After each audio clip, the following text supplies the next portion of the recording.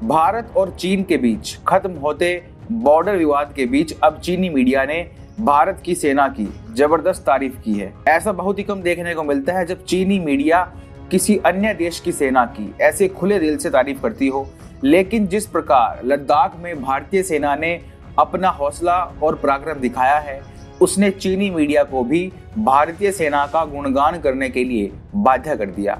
दरअसल हाल ही में चीन की मॉडर्न वेपनरी मैगजीन के वरिष्ठ पत्रकार और सुरक्षा विशेषज्ञ हुआंग गुओजी ने चीनी न्यूज पोर्टल द पेपर.cn में एक लेख लिखते हुए इस बात पर प्रकाश डाला कि किस प्रकार दुनिया की सबसे प्रभावशाली और अनुभवी पर्वतीय सेना किसी पश्चिमी देश के पास नहीं बल्कि भारत के पास है। हुआंग गुओजी ने अपने लेख में लिखा, वर्तमान में पठार और पर्वतीय सैनिकों के मामले में दुनिया का सबसे बड़ा और अनुभवी देश अमेरिका या रूस या कोई और यूरोपीय पावर हाउस नहीं है बल्कि भारत है। चीनी डिफेंस एक्सपर्ट ने आगे लिखा, भारतीय सेना की पर्वतीय टुकड़ियों में लगभग सभी सैनिकों के लिए पर्वतारोहण की निपुणता अनिवार्य है।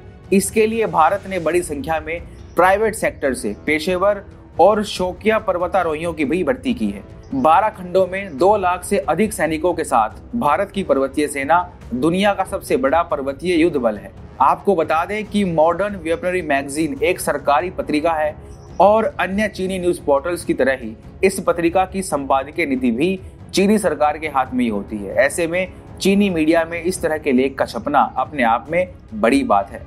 अक्सर चीनी मीडिया में भारत के खिलाफ जहर देखने को मिलता है। हालांकि इस बार जो चीनी मीडिया ने भारत के बारे में कहा है उसमें किसी को कोई शक नहीं होगा। भारत ने वर्ष 1970 के बाद से ही पर्वतों पर सैन्य मौजूदगी को बढ़ाने का काम किया है।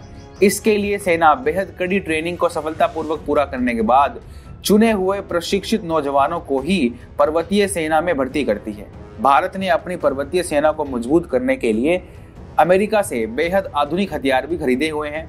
उदाहरण के लिए भारत ने खास तौर पर पर्वतीय सेना के लिए अमेरिका से दुनिया के सबसे हल्की लेकिन बेहद आधुनिक हॉविट्जर तोप खरीदी हुई है। इसके अलावा हाल ही में भारत ने अमेरिका से ही चिनूक हेलीकॉप्टर भी खरीदे थे ताकि भारी हथियारों को आसानी से बॉर्डर और पर्वतीय इलाकों में पहुंचाया जा सके। भारतीय सेना के साहस को सलाम करते हुए आगे चीनी पत्रकार लिखता है, पर्वतीय इलाकों की रक्षा करना किसी भी सेना के लिए दुनिया भर में सबसे मुश्किल काम माना जाता है।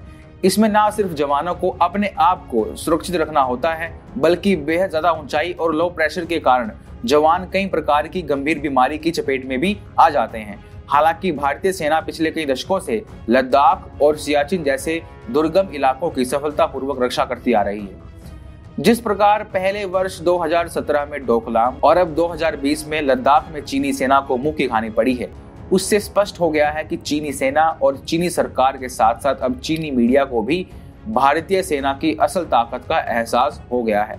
अब उम्मीद है कि चीनी मीडिया और चीनी सरकार भविष्य में कम से कम भारत को अपनी गिद्धड़ भभकियां जारी नहीं करेंगे।